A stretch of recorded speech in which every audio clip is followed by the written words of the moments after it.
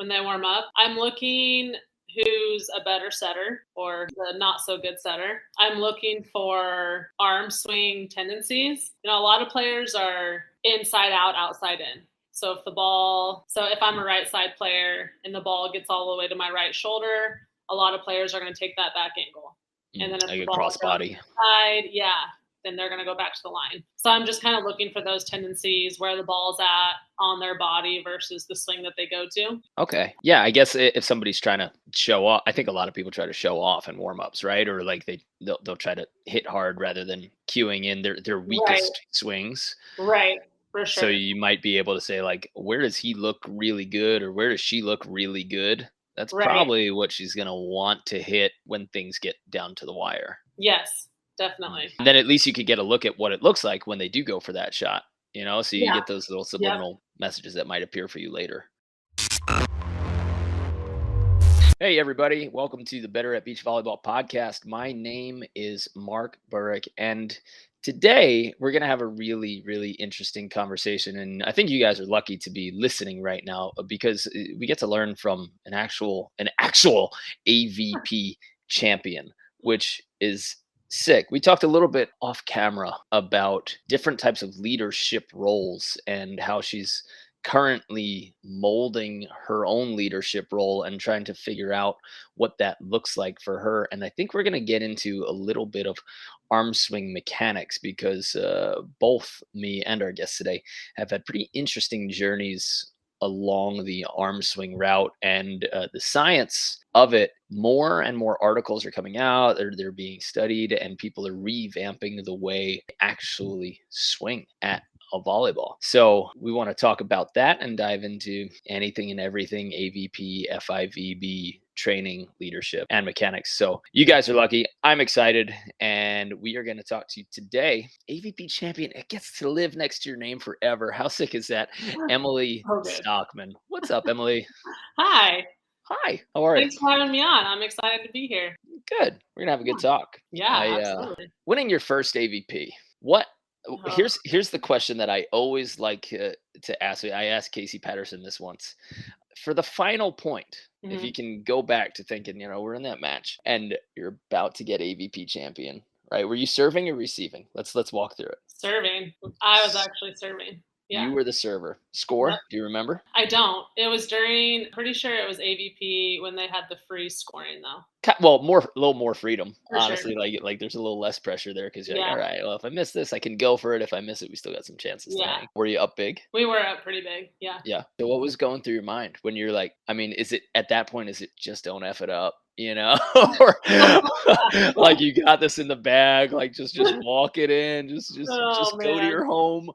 Or were you already fired up, or were you focused more like on technique, positioning, things that you had to get done from a technical or strategical standpoint? I think from a strategical standpoint, for sure, we had a really good game plan going in. So it was more about strategic serving and playing good defense. Like I said, I'm pretty sure we were up by quite a bit, so it wasn't like a do or die moment. And I'm somebody that tends to, like, at the end of matches, want to get it done fast. So I think in my head, I was just like, okay, slow it down. We don't have to finish right now. Just like play steady like we have been the entire match. Okay, so more like trying to calm yourself or slow yourself than actually get hyped or do anything extra. Yes. Definitely needed a calming head and place there and not get too excited because it definitely wasn't over. And there had been previous matches that I had lost when I was up 2015 with the freeze. I fell victim to a few rough freeze matches. And we've all fallen victim to a lot of end of games, turns, everything. Just this weekend I was playing against Evan, Corey, and Logan. Logan like lived with me. They both coach our camps, and so it's like good buddies, but it's still competition. You want to take them out. Played a clean match all the way through, like really good volleyball, and then they started serving me we were up 13-12. Okay. Get into a point, like a good rally. We're about to go to 14-12. Like I got touched for the first time in a while during that match. And then it turned into a rally. Then we had an open net swing. DJ's about to swing and a ball rolls on the court from the other court. And Oh it's like, no. that was 14-12, but okay, let's move on, do it Oh, again. yeah. And then 3 points in a row, just let up. And they took Mm. it 15-13. And I was just more frustrated than I've been in a very, very long time to play good volleyball, Yeah. and then Yes. just comes down to a couple points at the end when my mentality didn't change. And then you wonder, should it change? Like right at the Right. end, like, all right, Right. I've been doing something that works. So do I keep driving on this thing that works at the end of the game, or have they adapted? I mean, I hit like 20 high lines like through Mhm. through the match, just kept going back to the well. Yeah. And then it was still open. Logan goes and he reaches as high as he can. Like if I literally hit it, his face would have no problem. Yeah. But he reached above the top of the antenna and got those touches. And it's like, Dang. shoot, should I have adjusted before he did? I know. Hard moments. I think until they stop you twice in a row to not adjust. Like it's been working, and until they make that chess move, then you have to make yours. But yeah, those are hard moments. Mm. And looking back is harder than probably playing it out. Yeah. Yeah. You want to like forget it, don't Yeah. try to figure out what you should do. And honestly, I would go back to it because the shots were open. I would have just hit Yeah. half inch higher. Yeah. It's always, that's what I'm telling the players in our program. We have like an online course where we meet with them twice a week. We review Mhm. their film and their techniques, and That's awesome. it's so much fun. But we focused on that this last week because I saw somebody ace somebody twice, and then the next serve went to the partner. And I was like, why? Right. Why did this happen? Right. Like, and the lesson from last week's meeting was, hey, you just go back to the well until it runs dry. Like you don't. Right. The thing that I pick is you have two buttons, right? One of them keeps giving you money. There's like a green one and a yellow one, and you Yeah. press the green one and it gives you $100. Do you risk touching the yellow one thinking that it might shut off the green button forever, Right. or do you just keep taking your $100 bills by pressing the green button? Like don't go messing with the yellow button thinking it might give you $1,000 bill. Right. Right. I'll I'm take going the for the money while I can get $100. it until it's not giving me money anymore, and Yeah. then I'll try something else. Yeah, exactly. It's I think that's one of the most fun things with beach volleyball coming from indoor is just that chess game and learning as you're going. Our coach always says like until they do something clean 2, maybe 3 times in a row, you don't change it. Like you don't change your defense until they beat it clean, right? And that's not to say like they do something and I'm the one that shanks the dig. That's not a clean side out. Or that's not a clean play by them. So yeah, the chess game inside of the volleyball game is what I think is super fun.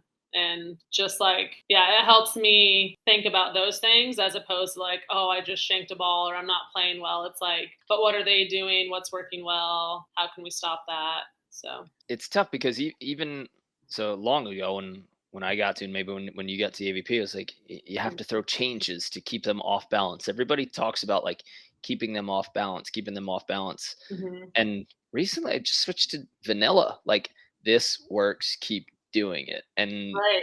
some people have terrific shots or they're very good at one specific swing, and just keep going back to that because that's your strength. And if they're not stopping your best swing, well, like why would you ever stop it? Yeah, Yeah. exactly. But do you ever find any moments where that I have to change to keep them off balance, or I don't want them to get too used to it? Do you still ever implement that just to keep things changing, or to keep somebody from getting too used to a certain serve, or getting accustomed to it? I think serving wise, I would say we probably mix it up more often than not to Mm. keep them off balance. But it's not necessarily serving a different person. It might be serving the same spot from a different location. From a different location. So instead Yeah, of changing like where you serve, you're saying, let's just throw a different angle at it. yeah, exactly. Yeah, so we kind of do it that way as opposed to like, oh, we just, ace this person twice. Let's throw one at the partner and see if she's involved. We don't necessarily do that. It's just, yeah, like how can we keep this person uncomfortable? We don't want them to get comfortable. But if they're really struggling serving, a line to line, then we'll keep that going for a while. So it depends on the player and it depends on the situation. It's never going to be the same in every match. Yeah, it's weird how some people adjust, and then those players that you can kind of almost put to sleep, and then like make sure you hit them with a quick serve. I think some people Theo a couple of times. I'm not saying that like I have a winning record against Theo, but I've got him a couple of times where serve the other partner, serve the partner, serve the partner. But literally, I'm talking like a whole game. It's not like, oh, we served this person 3 times, so now Theo's asleep and we can get him on one. It's like, no, you need to be 17, 18 before he thinks he's not getting served. And then if you serve that other person to keep them off balance, it's got to be something that jumps on them and surprises them. So if you kind of like loop it to the other person, they have that split second to wake up and set their platform and get their technique. Absolutely. So if you just throw that mix and like fire it, don't just give one to the other team, like catch them, surprise them, rush them on the serve. That's how I think about it anyway. Yeah, no, I love that. And maybe even a middle serve and make them actually think about it, different stuff like that. So good. Do you have a way that you open games that is, like you always open a game a certain way? Like, is it a short serve, a middle serve without giving away? I don't think any AVP players listen to my podcast, so we'll be fine.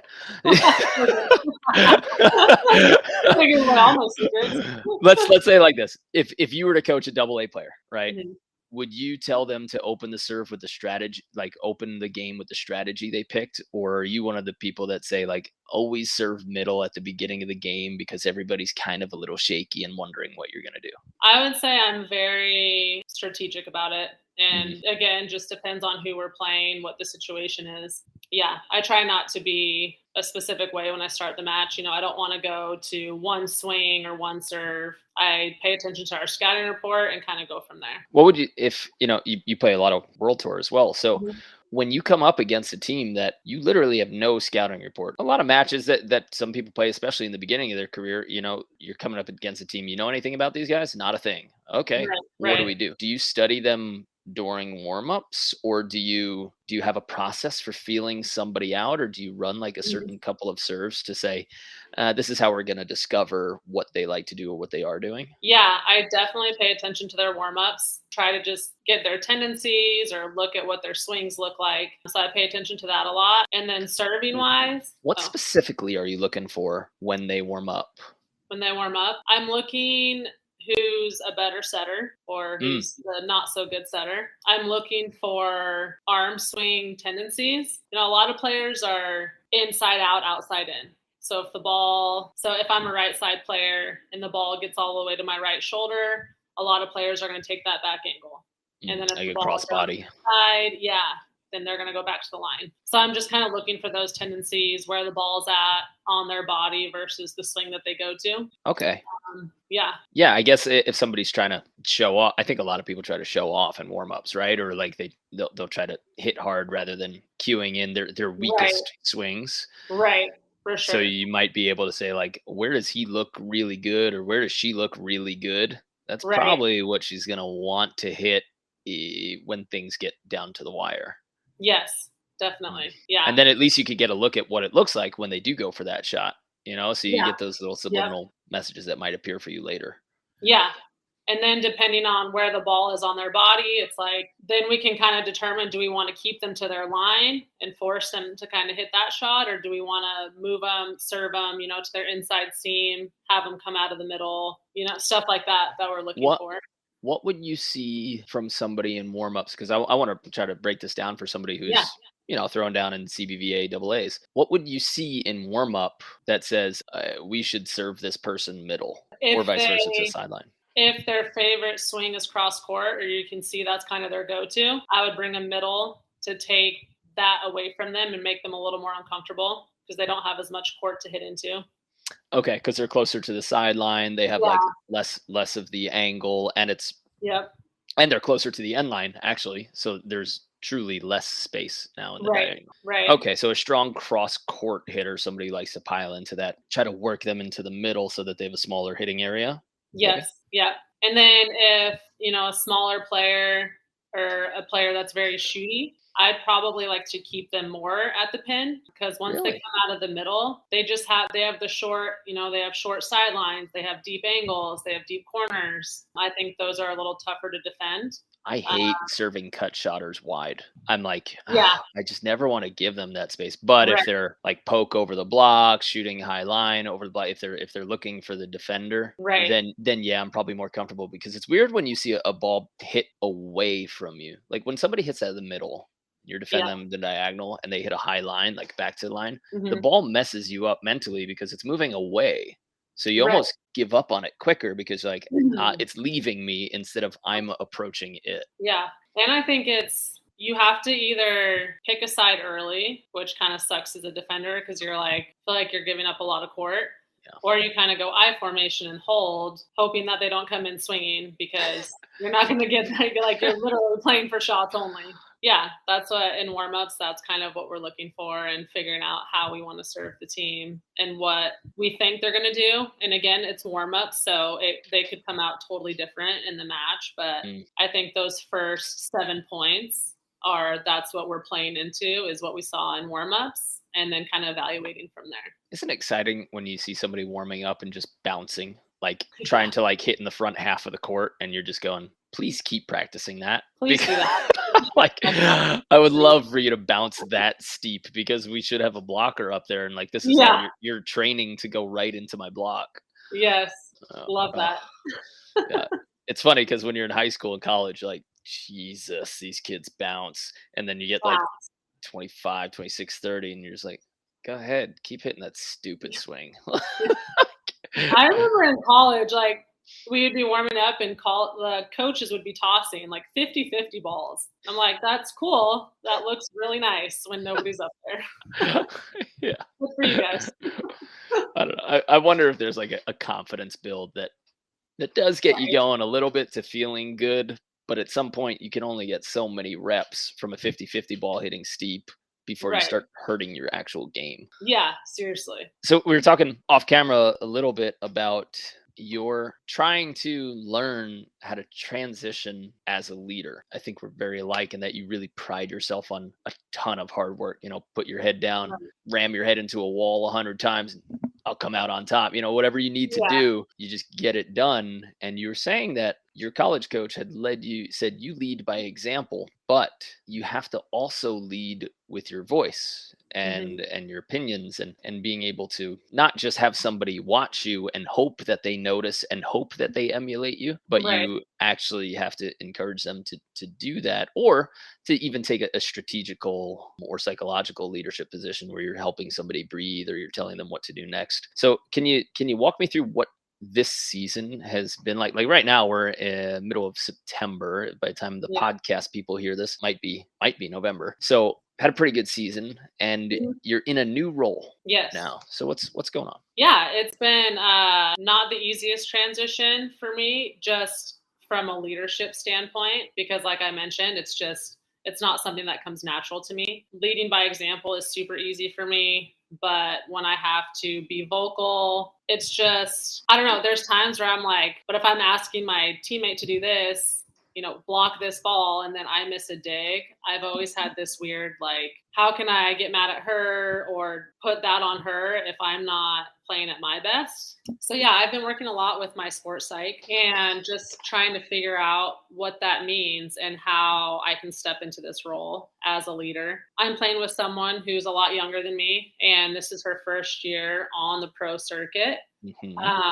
So it's been really exciting. It's been cool that I've been able to step into this role and have to kind of practice it early on. But also, like, at the beginning of the season, she was still in college. So I was playing with a ton of different players. So I was like, you've played with a lot of people. So many different people. I didn't know who I was going to play with, every day of that week. And so it was very frustrating. But then does that ever make you like question your skills or abilities when you're like, man, I've played with so many people. Is it because there's something wrong? Or do you consider it like, look how many people I get to play with or are willing to play with me and give it a shot? Does it go one way in your head? For me, it always messes with my confidence. It's like, Yeah. man, I can't stick with somebody long term. There's got to be something wrong with my game or my attitude or the way I present Yeah. myself, and so you're constantly trying to figure out what's wrong Right. instead of just focusing heavier on your game. And I'm like, well, you know what? If I dig every ball and I side every ball out, there should be no question. So let's Right. just Right. like I'll go back to that. Like, let me side out better, and then we'll Mhm. figure it out. Honestly, the 2 times, so the beginning of the season 2018 and then the beginning of this year, because I didn't have a partner right away, Mm. I felt like I grew the most in my game because all I did was focus on me. I didn't have to worry about a teammate. And this year was a little different because I knew that I was going to play with Meg. It Okay. wasn't that I was looking and couldn't find a partner. It was that she had to finish school, and then we knew that when she was done, we were going to play together. So it was me just kind of playing with people until she was done. So that definitely didn't, if anything, it helped my mindset of like, I'm focusing on me. This is all I care about right now. And in those moments, I felt like I've grown the most. Like what? And it's What is it grown physically, or just allowed you to be calmer in your head, or both physically, mentally, because, we're talking about leadership, and every day I was on the court with somebody new. And I had, me and my coach, and even though Meg wasn't there yet, like we who's have a coaching you right system, now? Scott Davenport, Oh, great coach. amazing Fantastic. coach. Yeah. Yeah. So we have a system we run. So it's like anytime someone new came in, I had to be like, I need this at this time. This is the set we're running in this situation. Defensively, I was quarterbacking everything. Like, this is what we're going to do. This is, and we were playing against players that I've played against my whole career. So I know their tendencies and I know these things. So that was a really good learning experience for me, talking about leadership and really stepping into that role, so that when Meg came out, I was already practicing it and working on it. But isn't that hard, because you're okay, so you're playing with girls at a very high level, right? Mm-hmm. And then you're telling them, this is the system we are running. I know we're not playing together, but this is the system we're going to in practice. Is that just you being maybe bolder and more courageous than they are, like where you don't run their system, you run your system? Or were you picking players that you knew were excited, to play with you for that day? How did that go? Because I imagine when you want to practice the system that you're in, and I know because I kind of hovered around John Hayden for a long time and his partners, and Yeah. with his partners, he left Evie here to teach the bigger guys John's system. And like, you have to be here because John moved to Nashville, and so they had to learn how to run that with guys that don't really run John's system, but they Right. have to with this new partner. Right. So how are you navigating that with somebody new playing your system versus playing theirs when you're almost equals? Yeah, for sure. I think John specifically runs his system is very specific to him. We definitely have stuff that's specific to Meg and I, but it's also just like a general system. When we're out of system, we want the ball pushed all the way up to the net. Okay. When we, Is there anybody who doesn't ask for that? There's people that they want it up to the net, but sometimes they want it in the middle. Sometimes they don't want it all the way to the pin. Okay. There's definitely a wide range when it comes to that. Yeah, because the whole like juniors like set it half court, or don't set me to the net when you're in trouble, and then you get to a qualifier and you're like, wait a second, everybody can dive off the court and set perfectly on the net. Yeah, like that's exactly. I guess that's how we got to do it. Yeah, I think that stuff is always. I think it's going to be uncomfortable for people right at the start, but I also think it helps people just grow their game because they realize like, oh, I can do this. And this does make sense in this situation, different stuff like that. So, and the players that I was asking to come to practice, they're all professionals. So it's not like I'm asking them something that they can't do, So yeah, it was, but then, and even like I played with Lauren some tournaments, I played with MD in some tournaments. And if they wanted something different, I would give that to them as well. I'm not going to like completely force like, no, this is the only way I do it. It's like, this is the set that I want, but in this situation, if you want that, then I'll give that to you. Okay. So Yeah. it's really about asking, it's less what you're setting, but more what you need as a hitter in various situations Yes. that it's important to discuss what you need and when you need a specific change or a specific location. So it's not necessarily always an entire system change, just this Right. is how high my set is, this is how far off it is, Yeah. unless you're setting from the back half. In that case, then we're going to go here and here. Yep, exactly. And I think too, people would come to practice and they have no idea what they want. And that to Isn't that me, wild? Oh my I God. think is a problem. I'm like, wait, but these Oh, scenarios what come up. you do it in hitting lines, Yeah, and then you set a ball and they say, "Yeah, that's perfect." What was perfect about it? Like, was yeah, it because it was like that far off? Because it was inside, right. outside? So I like Adam Roberts. Getting to play with him was so much fun because he had this one Yeah, statement when he would set you. He would set you and then say, "Was that a 7 or an 8? And how do I make it a 10?" He that's didn't say awesome. rate it, you know. He Yeah, didn't say was that a good set, because then you get the generic yes or no answer, right, or right, the even worse, like, "No, that's fine." And it's right, like, "Oh my God, right. now I'm in a relationship argument." Like, Yeah. if somebody says I'm fine, we're in a bad spot. Those words are never good. Never good. But like, I love the way that he put it. Whereas, was that a 7 or an 8? How do I make it a 10? Like, he said all of that before he even said one word. And I've always said that is the best way to ask, like, to start learning what set someone needs. Right. Yeah, I love that. Yeah, those things are important. I think at our level, there's a lot of people that have a big hitting window, but at the same time, it's like, but what is the perfect set for you? Because that's what I'm going to try and get you every single time. And if I'm going to err, would you prefer me to err high? Would you prefer me to err inside? Those are conversations that even if I had someone out there for one day of practice, Mm. we start practice with those conversations because it's important because you want each other to be able to play your best in that situation. And so you have those talks before you even touch a ball. The amount of times that I've switched partners, Yeah. you always know that you go through all these same talks that are actually like very important. And until you have them, you don't actually know what people need and where. So Right. it's just like, it's so many people play with so many partners that I'm just going to make something for everybody. And we did this where it's, if you can see it on screen right now, it's betteratbeach.com/partner profile. It's not a paid anything. It's Okay. just literally a set of questions that you Yeah. should ask your partner before you start playing with them. And it gets a little bit uncomfortable because it forces you to be exact with what is your favorite set. I Mhm. ask in this little questionnaire, it says, no, how many feet off of the net is your favorite set? Yeah. Okay. And then, Yeah. do you like your setter? Do you like your set as a relationship from the setter or from the antenna? Or is it Mhm. just like a fixed point? Because that's important. Some people like always 5 feet off of you. And you're like, "Well, that's not always, because if I'm at 10 feet or 15 feet, it's definitely not going to be in that same spot." Right. And then Right. it says, how far from the setter or how far from the antenna. And then it comes with, of course, another 20 questions. But if you guys are ever interested in the most important questions to ask your partner, it's not complete. It never is. But it's a really great tool to have. So check out betteratbeach.com/partner profile. It's on the screen right now and we'll link it below. But it's a great questionnaire to go through so that you don't have to go through those stupid conversations after you lose a point. Right.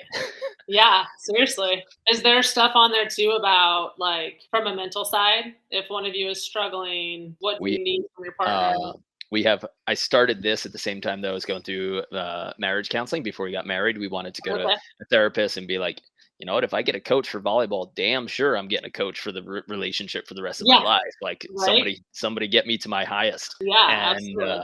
so there was a lot of like, absolute turn-ons, absolute turn-offs. Like, what's a Mhm. word that just disgusts you when you hear it, Right. or an intonation that always turns you off. And it might have developed, when you were a kid or somebody once. Mhm.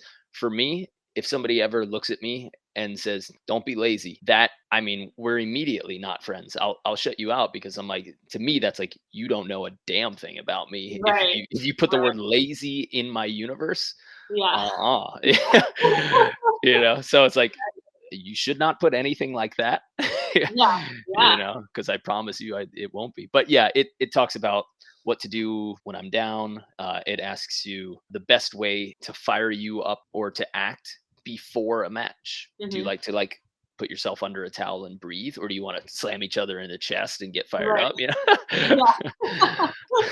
It's a fun questionnaire, and it's Yeah. cool to go through. I took It Tim seems Brewster like and Kyle through it, Kyle Friend, okay. Yeah, when they yeah, started playing together, and they loved yeah. it. And it was only because I was playing with Dave Lee for a practice, and I was like, "Hey, let's learn each other's games again, and let's go through this." And Kyle Yeah, and Tim loved it, and David yeah. was like, "This is so important." He's like, "Teams Right? don't do this, guys don't do this." And I was like, "Yeah, Yeah. it's fun." It can seem like the silliest things, but you're like, no, in those moments, it really matters. Like that could be a 1 to 2 point swing, which could mean a match. 13, 15. Yeah, That's it.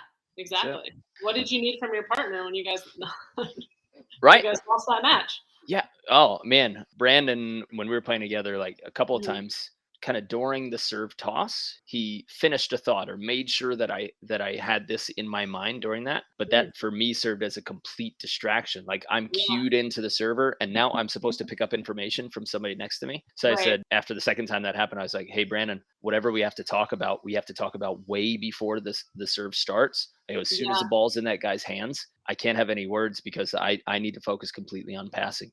And so yeah, that fixed that little micro problem there.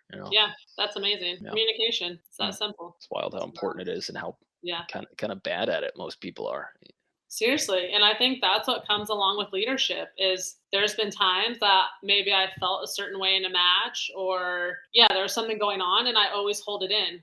And that to me is like, if I verbalize that to my teammate, she could either step up or maybe she's feeling the same way. And it's like that is huge. Just the open communication can change the demeanor, can change the energy of a match or whatever. And then people have to learn how to communicate, right? It's not only that Mhm. you say it, Yeah. but how do you put it? I share this story a lot, but Piotr, when when I finally beat Hayden and got Theo, it was because Piotr said, "Hey, I think I see a tendency when this is happening. I think he goes here. When this is happening, I think he goes here." He Yeah. didn't say, "Dude, stand wider," Yeah. or "Make sure you're covering the seam." Right? Mhm. He said, "I think this is happening when this happens." Didn't give me any instructions, Yeah. but shared with me what he was seeing Mhm. rather than telling me where to go, and that made me still feel comfortable and say, "Oh, all right, because I don't have any tendencies picked up right now. I'm like just Yeah. out here scrambling." And Yeah. that little key helped us win that game, but I think it Right. was because he put it in such a good way that I Mhm. was wide open to the rest of it. And of course, I wanted to keep playing with him, so I was like, "Whatever you say, Peter."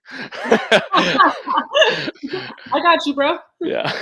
But Yeah. it's nice when you learn how to communicate things and Yep. with various people. Yeah. How do people respond to certain communication? That's all part of being a leader. All the Mm. stuff that I'm learning and working on right now. What do you think if you had to announce like a biggest weakness that that you've developed or something like that in terms of communication or leadership? Would it Mhm. just be that you're just not ready and willing and wanting to talk? I don't think I do it purposefully. I think it's more of, oh, she probably sees it too, so I don't need to say it. Or Ah, yeah, something like that, where it's mm. just kind of like, or I've already said that, so it doesn't matter. And I even went through it, a few years ago. You feel like you're I nagging them, right? And they feel like you're nagging them. Yeah, If you yeah. say it 2 or 3 times, like, no, she knows now she's gonna get pissed at No, me because I've yeah, said it the 3rd time instead of yeah. yeah, okay, go ahead. Or yeah, like a few years ago when I was playing with Kim DiCello, we were in China and I was so sick before the match and I didn't tell her. So after the match, I was like curled up in a ball, like stomach hurt so bad. And she's like, why didn't you say anything? I'm like, because She I thought didn't you were want mad at her. you to like change how you were playing. I don't know. Right, yeah, you don't want them to have to lean on you to change their game. Yeah. I've been in Yeah. that same situation where you're like, "Do I tell them?" And then they feel like they have to take so much weight or they have to go on Right. 2 more. But if Right. you're a team, you do. You have to share Yeah. it. Just Yeah. because, like, if you're for the first time not talkative and not celebrating, she might randomly interpret it as She's Emily's mad. pissed at me. Yeah. Like, I don't know Exactly. what I did, but she is Yep. pissed at me. And Hmm. then that turns up her game off more than if you were just sick and she was just like, "Okay, I'll fight through this with you." Yeah, exactly. It's the littlest things. And that was definitely a learning experience for me. And it's been a game changer now, because there's times you're on the road and you're sick or you don't feel well or whatever's going on. Mhm. It's good to share those things with your teammate. And hopefully they don't overreact and like, oh, now I have to do this, this, and this. But if you have that open line of communication from the beginning, they're not going to. It's going to be, it's a two-way street. You guys are helping each other in different scenarios. How like arrogant is the mindset to say like they can't handle this information? You're making Exactly. their future for them without even knowing how they're going to react. Yeah, absolutely. Partner dynamics. It's like a marriage, right? It's way worse than a marriage, I'll tell you that. Good to know. I love being married. I'm so happy. I'm comfortable in my marriage because I know she's not going to leave me. You know, next weekend she's not gonna go run around. Some people don't have that comfort, which is like terribly sucks for them. But like, hey, I made a promise. I'm in this to the bitter end. Like we're going. And then that having that faith of like, whatever I say, whatever I open up to, yeah, it's gonna be a fight, but we're in this for life. Right. And I was able to get that from my brothers. Like me and my brothers can get real pissed at each other and get into some uncomfortable yelling matches. But we do that and we get through the fights early and fast. Yeah. Because it's like, one time me and my brother were discussing how much time I should get with my nephews when I roll back into town from California, when I go back to New York. I was like, what? Okay, so he's going to miss 2 hours of sleep. This is my only weekend here. And he was like, hey, dude, we have a life and a schedule. You can't just roll into town and change everybody because you don't have to deal with the next week of him being too tired to wake up for school. Right. And so we were both coming from a good place, but we're really, really mad at each other. And so I stormed upstairs. I was like, let's get through this right now, and we like yell at each other because I know that at the other end of that fight, like we're together for life. Right. Exactly. So you have that good confidence. And if you could almost go into a lot more things with that confidence of it's okay to fight because we're still going to be together. You should fight, and it's inevitable that you will fight with the ones that you love. And if you don't, it means you're kind of taken away from that relationship because you can't progress without it. I totally agree with that. And I think that's with partnerships too. Like you don't have to agree on everything. You don't have to see eye to eye on stuff, but can you respect each other, work through it to where you're both getting what you want and you both are comfortable, in the situation and knowing that they're not looking other places. If you have a bad match, you shouldn't have to worry if they're going to jump ship. Yeah. I think for me, I've been lucky enough. I've played with a decent amount of people, but I don't think there's ever been a situation where I was completely caught off guard. Like I'm out. We've always kind of been on the same page because of that open communication. So yeah. I knew in a couple of moments, like, well, this is over. there were a couple of tournament moments where I was just like, you can't, like, oh, we're done. Yeah. The worst. Before the match finishes, you're just like, oh, this is one of the last 2 matches we ever play together. Although I think sometimes in those scenarios is when you play your best because you're both checked out and you're like, well, nothing to lose now. Right. Or so I've heard. I don't know.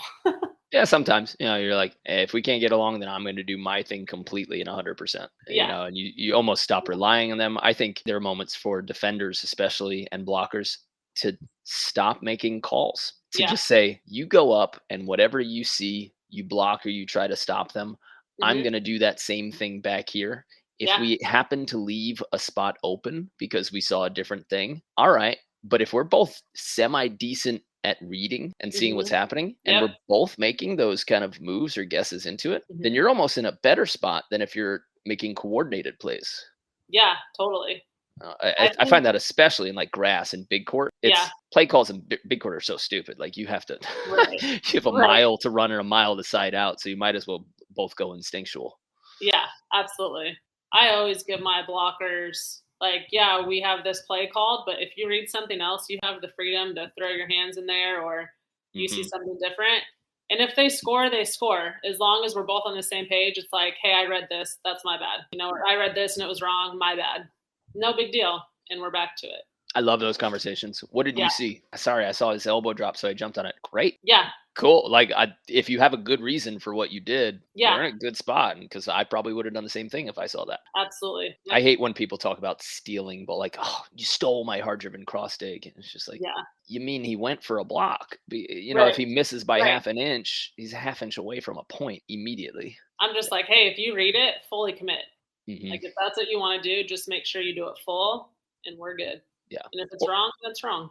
Or defender, just make sure that you call that. Like I call that a hook play. So this is like one of the plays where I say, hey, you're blocking line, but you are showing him that you're blocking line. You're going to reach as high as you can. You have zero responsibility for hard cross. I want him one-on-one and hard driven, right? Like your job is to reach high and touch the high line, because I'm not even going to really focus on the high line, but I want him one-on-one hard driven. So you let him go.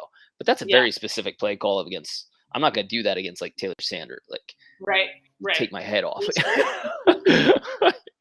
Bounce it 10 feet in front of me. Line, you're good. Yeah.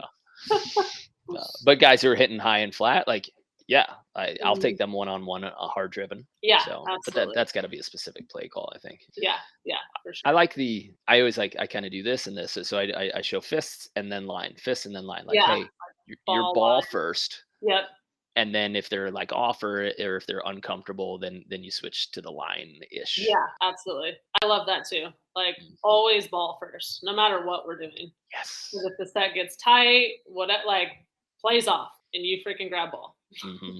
Isn't that the worst feeling as a blocker when you like run a 4 or a 3 when the ball was sitting like on top of the net and you dive out of the way and watch somebody bounce it and you're like, oh, why did I stick with the play call? I know. It's so hard. Yeah. I think it's harder as a blocker. Meg and I played the Laguna Open last weekend and did some split blocking. And I'm just like, when I'm blocking, I'm like fully committing to what we're calling.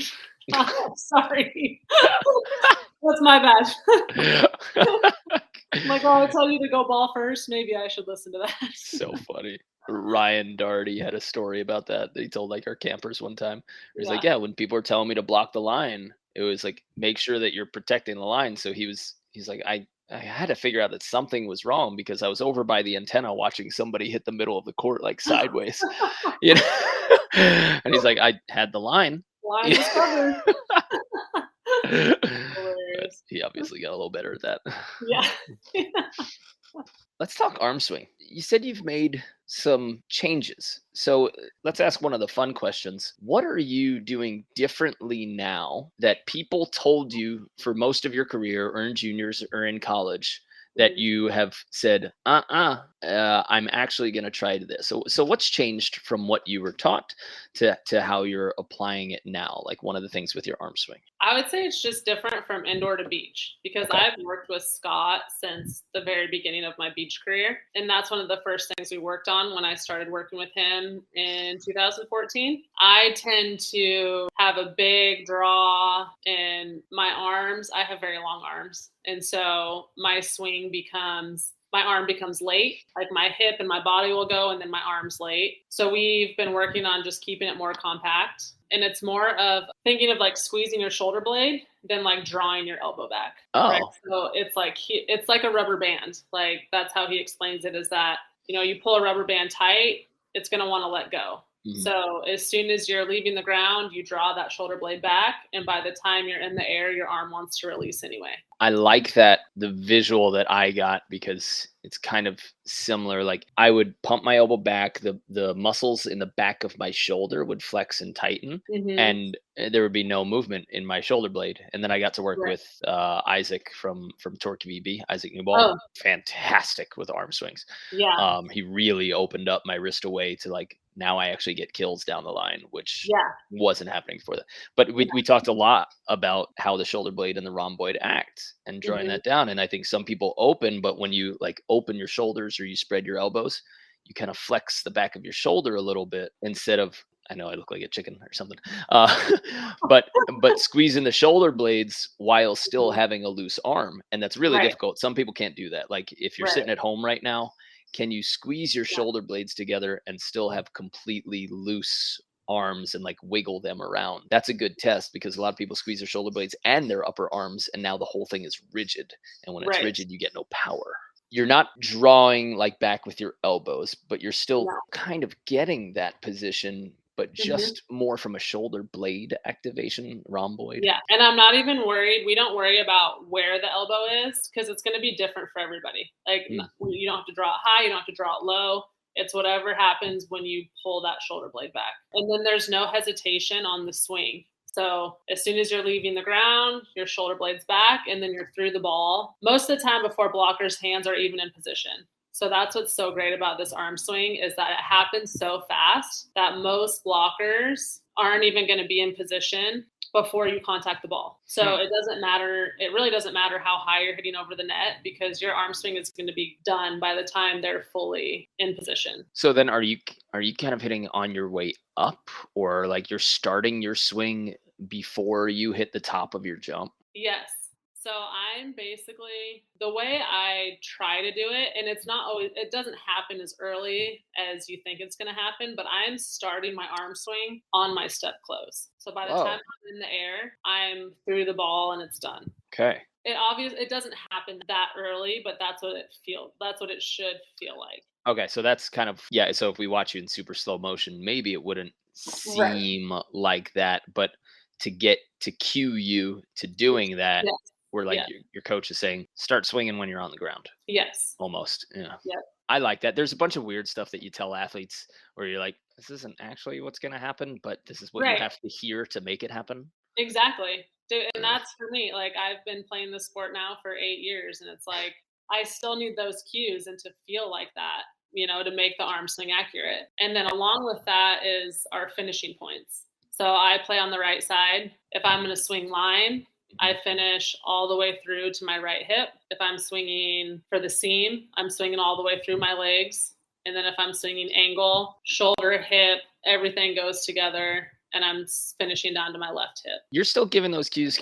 For me, I found that when I gave the cues of like which pocket to finish in, I found that a lot of people were accelerating, and maybe it's there. I do a ton of coaching and a bunch of different athletes, but I see people who are tight, so they're a little too tight in their chest to actually get their shoulder blades back. So first, it's huge mobility and like downward dog stretches that they need to get for a proper arm swing. Where they're like, I can't hit the ball. It's like, well, we're in for 2 months of mobility work, and then we'll start working on your arm swing. Yeah, first things first. But when I gave some players the cue of which hip or pocket to finish in, I found that they started accelerating their hand after contact instead of like loading behind the body and swinging up and then almost relaxing until their pocket. Have you ever gotten that cue to finish up instead of where you're finishing like down by your hips? No. Or you just never needed it? Finish up. But again, I think everyone's cues are different, right? So it's not, I think that's something for me that just doesn't stick or wasn't necessary. This is like a cool talk. So for those of you who listen to multiple episodes, if you're looking for, I'm not saying converse, and we're definitely not saying that either Tri or Phil or Emily are wrong, but we are saying that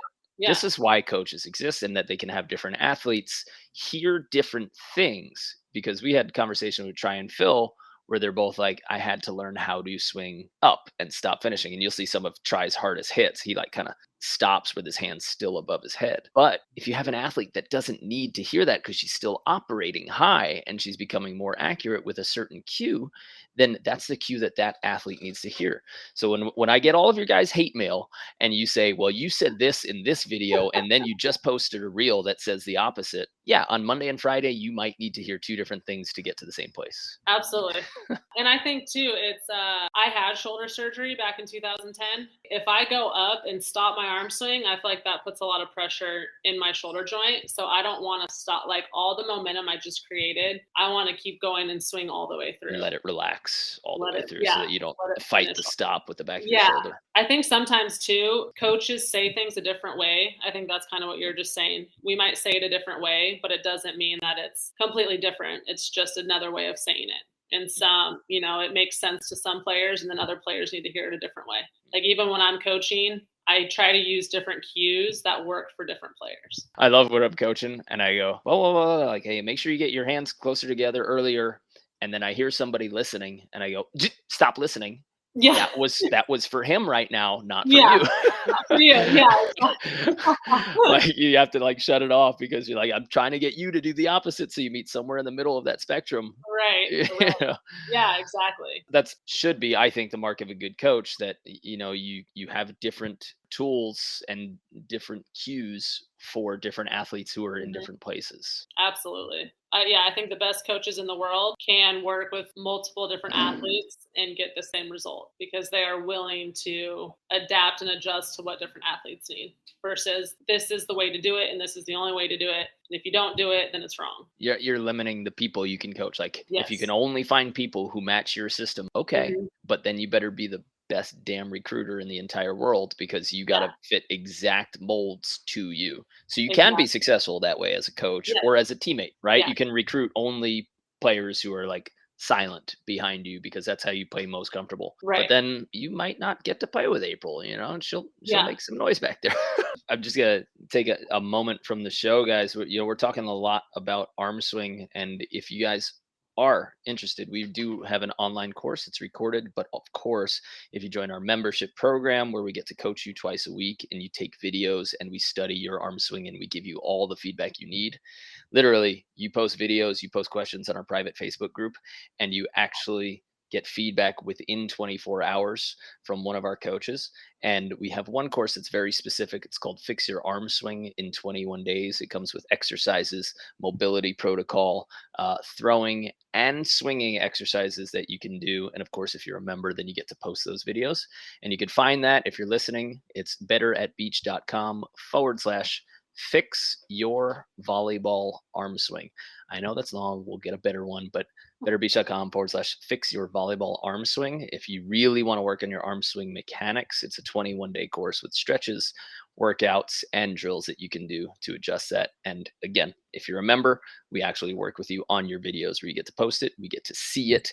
And so you're getting AVP, FIVB, and certified strength and conditioning specialists who are going to help you with your technique. So jump in there, betterbeach.com/fix your volleyball arm swing. It's a fun course. You learn a lot from a lot of coaches. And then I think you and me, the conversations that we have at the AVP, and then when you're fighting for the national team, that level, those are conversations that never even existed. We didn't come close to touching on some of the things we talk about on the Pro Tour. Never talked about that at the open level in New York, in New Jersey. There's still friends I have that are playing at the open level and kind of dominating, but you get to a qualifier and it becomes really brutal, and it's like, wait, you're doing this well in this region, but the strategical conversation and the technical conversation it's not even on the same planet as what we talk about on the Pro Tour or the FIVB Tour. And so that's why we had to start creating these courses and why we did the YouTube channel. Because I was like, if I never left New York, I never would have heard any of these keys that have, made me the player I am and maybe help a bunch of other athletes in different ways. Right. Absolutely. It's awesome because with beach volleyball blowing up so much too, if you're not in a coastal area, it's nice to know that you have access to this stuff now. So back to the arm swing mechanics, but more specifically, things that you were told or you worked on early in your career that you had to discard as a pro or modify. Do you have any more of those? I would say something that I had a very hard time with transitioning to the beach as a defender was being okay giving up a good shot, or you're not going to be able to cover everything. And so coming from indoor, it's like nothing hits the floor. And then I came out to the beach and I was like, no, that was just a good shot. And I'm like, wait, what? That doesn't make any sense to me. I should be able to touch everything and read everything. You want me to not be mad that I just lost a point? Are you kidding me? Yeah. I was like, what is happening? So that's something that took me a while to kind of be okay with and work through. I think sometimes even now I'm like, yeah, it was a good shot, but I think I could still get it. Right. Well, I think about it now, it's a stat collect, which I didn't think of in my entire 20s of they hit this shot. Okay. They were in that position. They had that serve. They hit that shot. So instead of now me losing a point, this team gave me a piece of information, and it's up to me to glean that information and see what I got out of it. Where did, let's trace it backwards. Okay. They hit a high line from 6 feet from the antenna. Why did they hit from the 6 feet from the antenna? Because I served them right in the middle of their chest. All right. Now, next time, let's see if they hit a high line from a different area on the court, or do they go for a shot or like a cutty or a hard swing because they're in the middle. Right. But it's not losing. It's collecting information to use later, I think. Definitely. That's so important. And that's the chess game that we were talking about earlier, right? You're just learning as you're going. And those, that is also the communication you need to have with your teammate. Hey, this, and this happened. Let's see if they do it again. Server here again. Let's see what we get. And being okay with maybe they do something different. And you're like, all right, perfect. Yeah, that's fine. All right. Now it's 50-50. You might be right. I might be right. Let's see what happens for the next 3. Yep, exactly. And I think another big thing for me was defensively, my posture. I think a lot of times I would get dug in even knowing What do you mean when you say dug in? dug in, like getting just kind of like sitting deep into my defensive stance Okay. and waiting for a hit to happen Okay. instead of being a little more free and mobile, especially in a scenario where they can't hit hard. It's like, okay, I'm going to stand up a little bit in my posture and know that I'm ready to run either way. I don't have to be so dug in for a hit. Recognizing situations, and then what do you change? Do you change the tension of your legs and upper body? You said you stand up a little bit Yeah. when you're more ready to run. The cue that I give to players at like camps and clinics is your approximate defensive height, like your serve receive height, should be hands on your knees, and then release your hands without moving any part of your body. For defense, Mhm. I say, all right, now let's put your elbows on your thighs, right? Yeah. And that's like a good depth to play defense in. But what else are you changing in your posture if you think they're more likely to shoot versus hit, or vice versa? Are you more forward? Are you more backwards? Or I what are you definitely doing? like chest up for sure. Chest up and just like maybe coming out of my squat an inch or two, Okay. knowing that I have to be able to run either way with my chest high. Yeah, because you do need to be at that, just above 90 degrees to be at max power. Yeah. Yep. Right? Like, because if we Yep. think about squatting actually from a box where our knees are at 90 degrees, Hmm. we'll be able to move. If we have the same weight, we'll move it slower off of that box from a 90-degree bend than we would from like a quarter squat, where we can Right. explode immediately. What's interesting is when a lot of people lift, they only squat to that one depth. In my workout routines, we work every depth possible so that I still have power and I still have the quickness out of no matter how deep or shallow my squat is. I've done versions of a workout where I do a 10 count down, and my Mhm. partner can tell me when to pop. They Nice. tell me when to go so that I'm Yeah, almost always ready to generate max speed. And if they don't yeah, say anything by the time my ass gets to the grass, then okay, yep. fine. Then Yeah. I'll pop once I'm down there. But how do you apply? Are you doing it with box squats? Or are you saying, hey, we're doing one set of quarters, one set of halves, one set of fulls? Or how do you incorporate? Is it different days, the same workout but different sets, or every rep? It depends. So I have a strength coach, and if I'm with him, he's the one telling me, like, we could be doing, squats for 30 seconds, and he's telling me what depth to go to each rep. Oh, okay, Or cool. if I'm on my own, it's like, if I have to do, he'll say like 10 squats in each position. So then I'm hitting 3 to 5 different positions of each squat. I like that. Yeah. And how crucial is it? Like blockers who sometimes you can load full, you can like Yeah. grab the sand and jump. Right. Sometimes they'll run like a jump set and you have to shuffle and just chuck your hands up there with Mhm. a less than a quarter jump.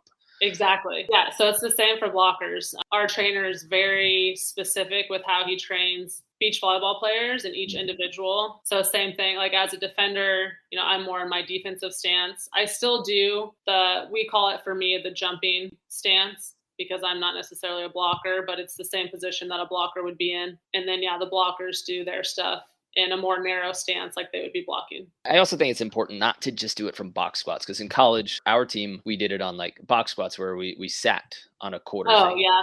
But it's like, yeah, but you have to learn how to rebound out of Right. that as Right. well. And sometimes people use that rocking motion when they're Hmm. sitting on a box and they do a squat. And it's like, Yep. it's not how this is designed. You're not supposed to No. be rocking into it. You're supposed to have full tension, like have your butt or your thighs feather touch whatever box it is, Yep. fire from there, not Yep. completely relax, sit down, let your spine relax, and then that you're increasing injury at that point too. Oh, yeah, absolutely. We do all variations of it. Then drop fast, up slow, drop slow, up fast. And you're catching, in each different position. I like that. I don't Mhm. think a lot of people talk about that much, the different Yeah. height, different positions, and where to go from. Yeah.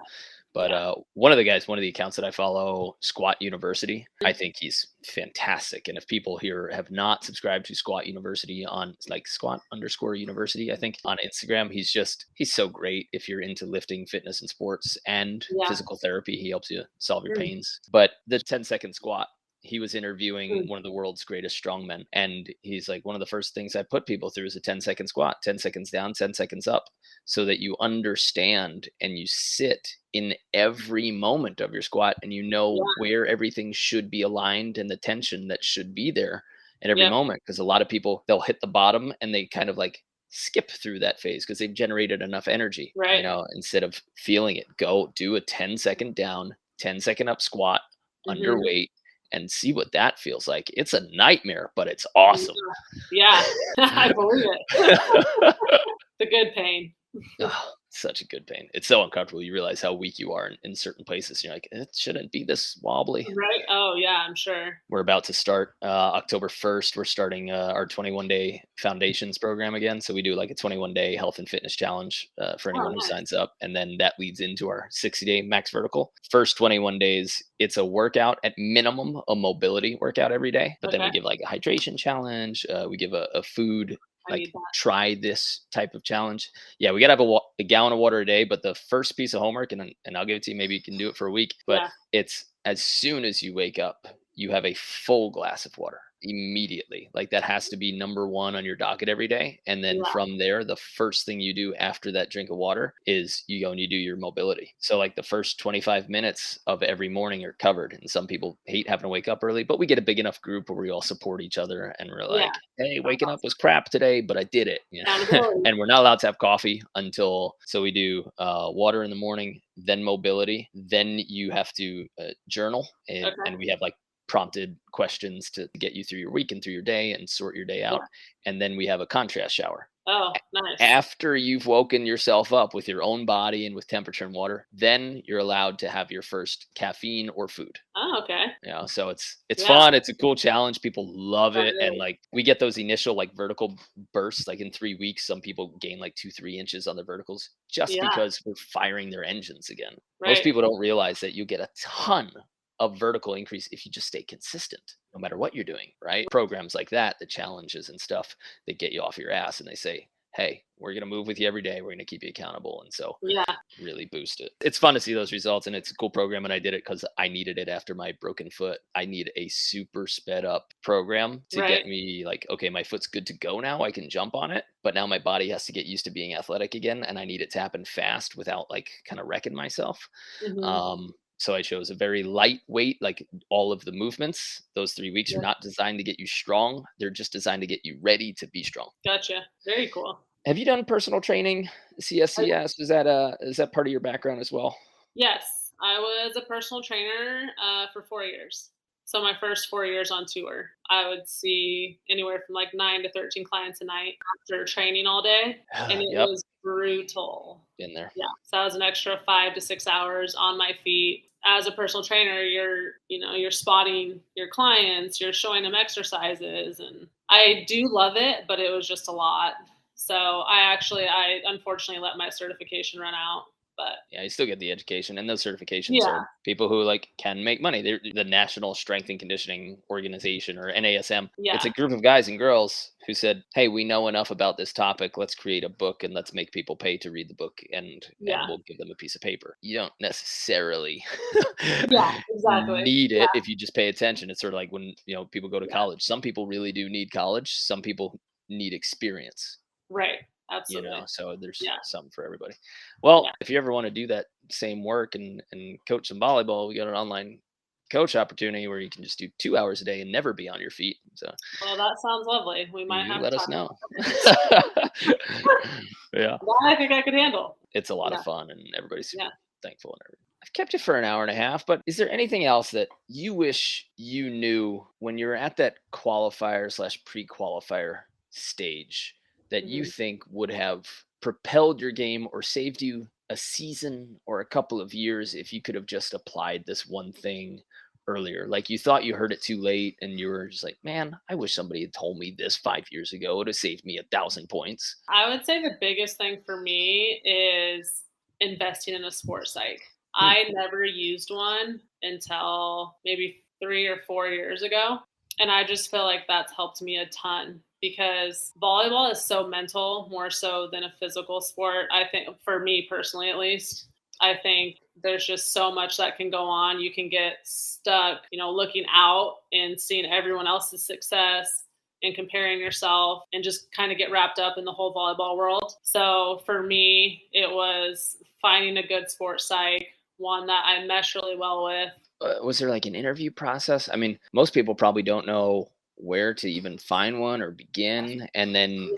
it also should be, almost interviewee. So I've used 3 different sports psychs, and so the first one I used was I did it with my teammate. So I found him through my teammate. She was working with him already. And then USA Volleyball has one that they provide for athletes. And then Scott, my coach, has a guy that the teams he's worked with has used. Is it Gervais? No, his name is Lee Hancock. Okay. Yeah, I've heard his name. Yeah. So I've used him now for I think the last 3 years, and it was just the best fit for me. He in the very beginning, it was him, like us just kind of sitting down and him getting to know me, how I operate, all that kind of stuff, and him giving me homework, podcasts I have to listen to, books I have to read. It's great.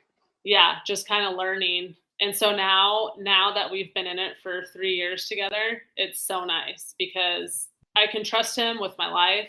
And he's been there for 3 years. So he knows, I went through the last Olympic qualification and just through a bunch of different partnership changes and coach changes and different stuff. So he's helped me through all that and, helping me navigate how to be the best leader I can be and how to be the best teammate I can be. And I think that's something even back in college, I wish I would have used. I'm pretty sure our school had one. I just never took advantage of it. And yeah, I think it's helped me more than anything. It's so weird when we're inside our head and we're like, well, what mental changes could possibly produce physical and winning changes? Yeah. Like physically, you're like, I'll get a trainer because I could see my biceps growing, or my glutes are firing now. A coach, a technique coach, you could be like, man, spent 2 weeks with him, and now I'm detonating on balls, and my shoulder doesn't hurt at all because I changed my technique. But what changes came consciously? When you were working with your sports psych, what changes did you feel in game or in practice? Him giving me tools in certain situations. So it was like if I felt myself spiraling or getting frustrated, he helped me learn kind of how my brain works and how I operate, like what I needed to think about in that scenario to get out of it. And one of the big things was a 15-second rule, because you always have, you don't have a lot of time in between points. Yeah. So 15-second rule, say I shank a ball. I have 5 seconds to be pissed off, frustrated, whatever emotion I want to feel. 5 seconds of what happened, like how can I fix it? And then the last 5 seconds is, all right, I'm back into serve receive, on to the next task. So for me, it's like I always want to like push emotions down and act like they're not there and try not to feel them. But I get 5 seconds to do that. What do we do with our emotions? We put them in our muscles. Exactly. Power through. We're not really there. Tuck them deep down with the rest of all the crap in my life. Never let them out. Yeah, so it was just, him showing me how to use those tools in those situations and how to be a good teammate and how to lean on my teammate. Because I go very internal. So he's helped me open up that communication and know like I can lean on my teammate. It doesn't have to be just me in my head all the time. That speaks to me a lot. I'm the type of person that will take everything on my shoulders and, and intentionally try to like take weight off of it. I remember I was the player coach in Sweden, like my pro indoor team, when we had a 20-year-old opposite who physically wasn't quite ready yet. And I thought to myself, we need a big swing. And as the coach and the player, I was like, hey, we're going to set me or we're going to set Mike, because I wanted to protect Axel's emotions and his confidence for the next season. Right. It was a big moment. I was like, I actually don't want him to take the last swing and feel like he's not competent or that, he's a failure on game point. So let's not put him in that situation yet. Let's have him keep growing confidence. He interpreted it as you had zero faith in me. You took it upon yourself to say that I couldn't handle this situation. There are very few things that have stuck with me more as a coach than me assuming he couldn't handle it And so like working the strategy so that we took it off his plate and made the tougher plays on somebody else. And I never thought for a second he would interpret it like that, but Right. I'll put the crap on my shoulders because I'm like, I can handle that. But Yeah. then you never let your teammate get involved, Right. Yeah. and it's a team. Absolutely. I like that. Those are good tools to Hmm. have mentally. I started working with Headspace for a little while, and Yeah. just listening to Headspace, the app in the car, where he talks about quiet, calm confidence and then focusing on your breathing, just for the first time, doing nothing but focusing on your breathing. I'm in serve receive. I am the most comfortable person on earth now, just because of a few episodes of a meditation program where I just Yeah. repeat this same thing for myself. Yeah. That's awesome. And yeah, serve receive has never been better because just, all right, throw that out and now, and just knowing that you're quiet, calm, confident. You don't Yeah. need to be raging to show off your confidence, but Right. you can just like chill and know that everything's going to be all right, that you're going to do well. Yeah, absolutely. I love that. And that kind of reminds me of something else he's taught me is that going into every game or match isn't going to be the same. Now, there's times that if I'm feeling really anxious and like getting kind of hyped up to play, sometimes I'll listen to slower music to kind of calm my nerves. Hmm. And then if I feel like I'm a little sluggish and I'm having a hard time getting going, then I'll listen to a little like more upbeat to get myself going. Oh, that's smart. Instead of having like your pregame playlist, you have your, Yeah. Yeah. kind of almost three selections of a Yeah. playlist depending on It where changes. you're at. Yeah, and I thought that was always weird. It's like, shouldn't it be the same so you feel the same going in every time? And it's Yeah. like, but your emotions and mentally and physically, you're not always gonna feel the same. So what do you need in that moment to help you perform? I feel like such an idiot for never having thought about that. Listen, you I know, do if too. you because you could hear the exact same thing with the exact same intonation at two different times in your life, and one of them you'll want to like take somebody's heads off, and the Yeah, other you're like, yeah, man, absolutely, right? just because you're in a different mental state.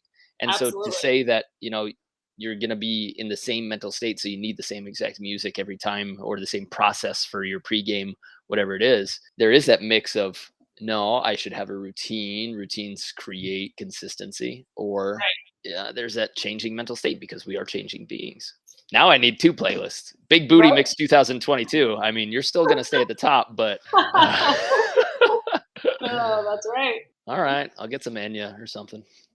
Yeah, perfect.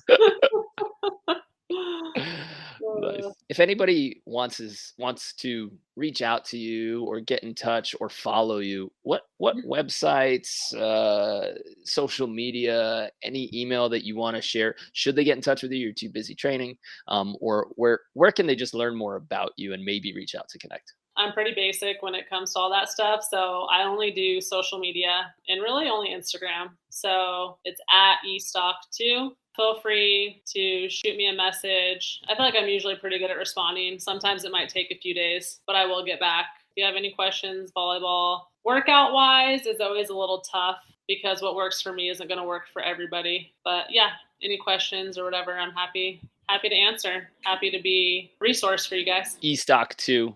Yep.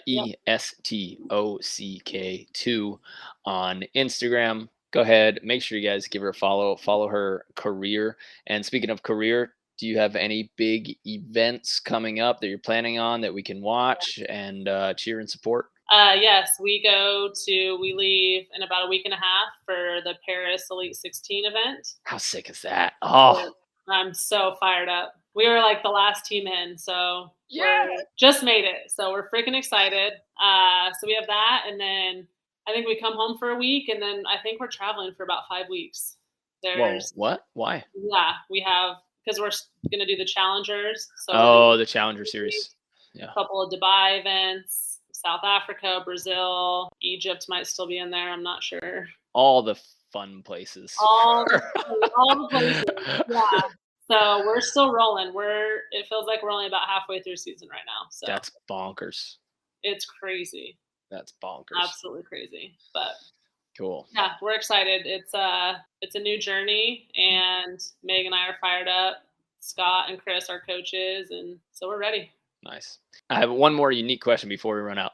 Yes. Who or what would be your dream sponsor? if there's a company out there that exists and maybe you name them and they're like, they want their highlight athlete because they need marketing, they need somebody to represent them, name that company, product, mission. There are so many, but I would say top of my list is Aviator Nation. Aviator Nation. What's that? Do you know? Okay, it's a clothing company. Okay. They're fantastic. It's all American made. So that's one of the biggest things for me. I love American made products. The softest, most amazing materials are used for their products. And they're just the story behind Paige is the owner of the company. And her story is really cool, and how she developed the company and how it's blown up now. There's stores in a lot of different states. And Aspen's one of her favorite stores, which I'm from Colorado. So, cool. There's just a lot in common there. Nice. Yeah. All right. Paige, if you're listening, please be you listening. have your rock star right here. If you guys know Paige, give her a call. Tell her to listen to wear your product day in and day out. On the court, we don't care. Give me leather jackets, and I'll wear aviator sunglasses. I don't care if I bleed from the eyes. I don't even care. I will wear a winter jacket in my sport. I'm ready. Emily, it's so nice to talk to you. Yes, you too. Thank you. Yeah, thanks for coming on. That was a gem of a talk, because we touched on a lot between leadership, communication, partner problems, partner solutions, arm swing, and then getting really to tackle like a winning mindset and the sports psych behind it. There's this in itself has been an absolute masterclass for people to listen to. So guys, if you enjoyed this episode, you're not done here. After here, if there's a like button, like it, but share it and send it to somebody who wants to hear about Emily's journey from arm swing, from communication with your partner to sports psychology. Go ahead and share it. Give it a rating if you know how to do that. I don't even know how to do that, but I hope you guys do. And definitely share it around, because I think this in itself is definitely a really cool masterclass. So thank you so much. Awesome. Thank you again. Hope you guys enjoyed. And again, reach out on Instagram if you have any questions. Cool. Have fun in Paris. Thank you. All right. See you, Emily. Bye.